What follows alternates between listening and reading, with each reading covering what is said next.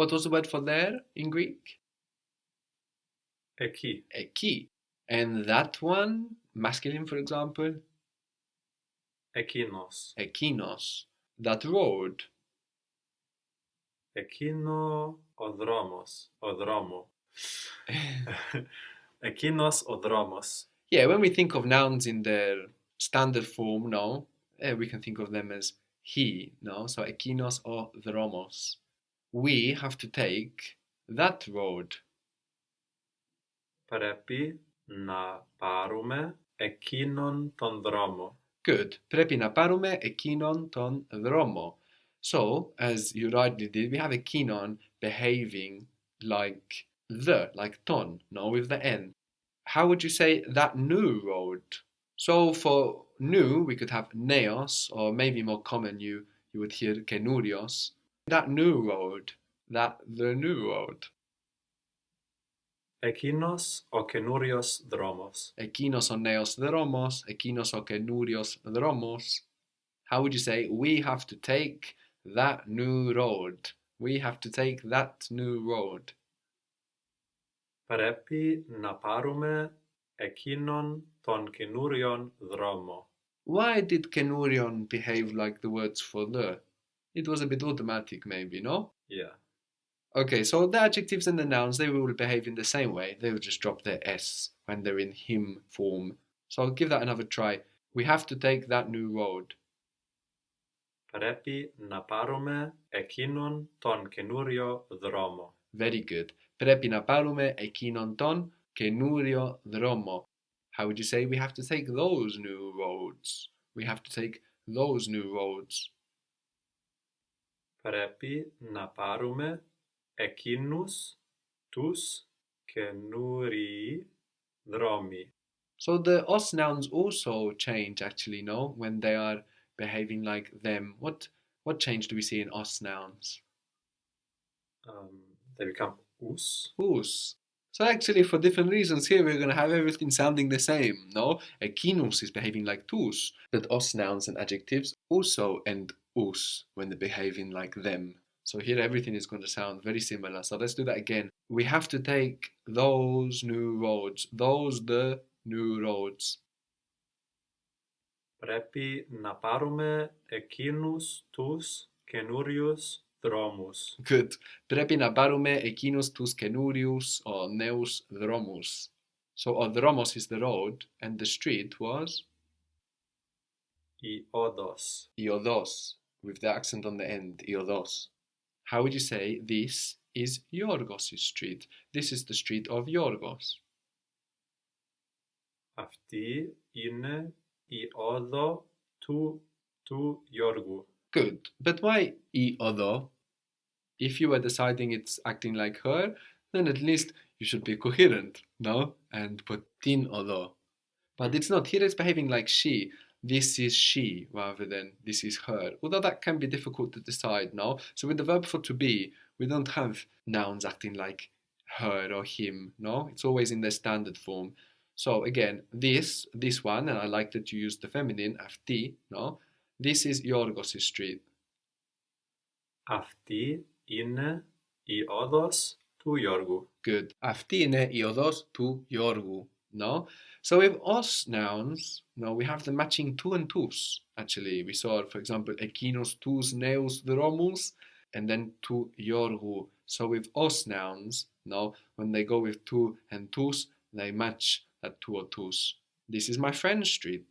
This is the street of my friend.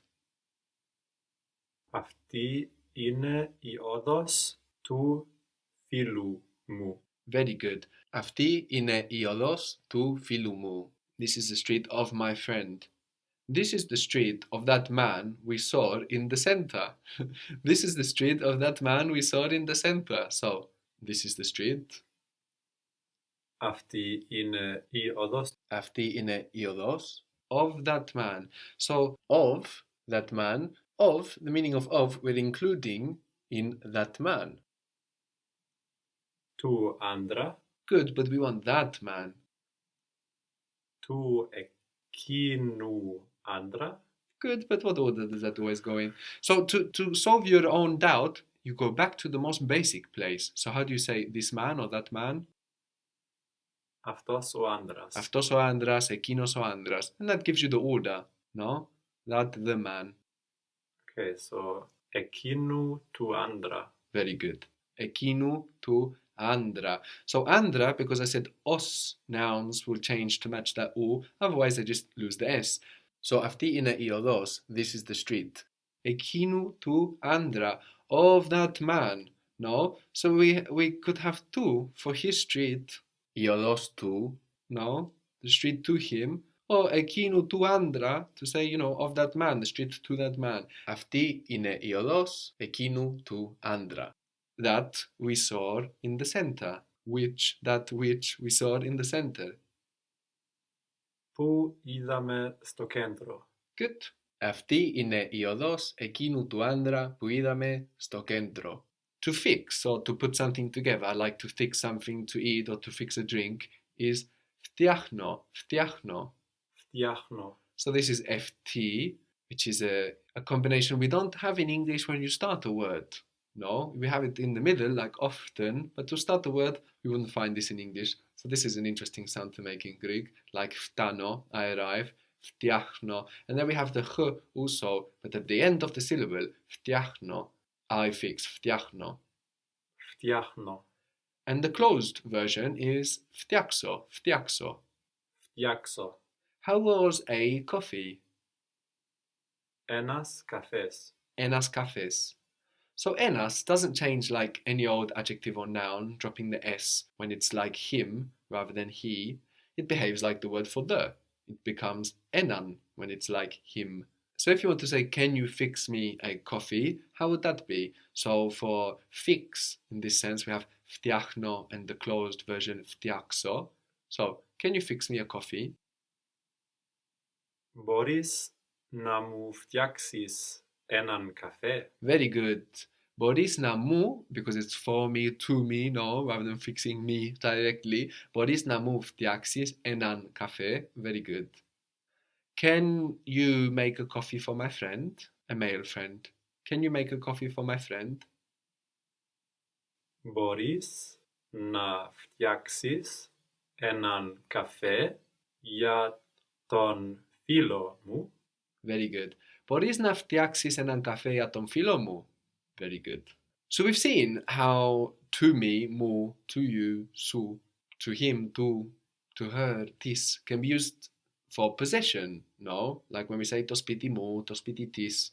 And we've expanded that concept a little, like with το σπίτι του Γιώργου, the house of Yorgos. Το σπίτι του φίλου μου, the house of my friend, my friend's house. And you will also notice this u with some surnames in Greek, especially in Cyprus. This is because when traditionally people chose a surname, they would be of their father, son of or daughter of whoever. And you could even find people that have the same name twice, no, but like different versions of it. So, for example, you could have Chrysostomos, Chrysostomou.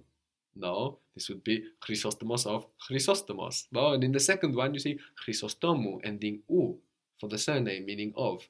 So you will find a lot of surnames ending u, and this can remind you of its function as of something or someone.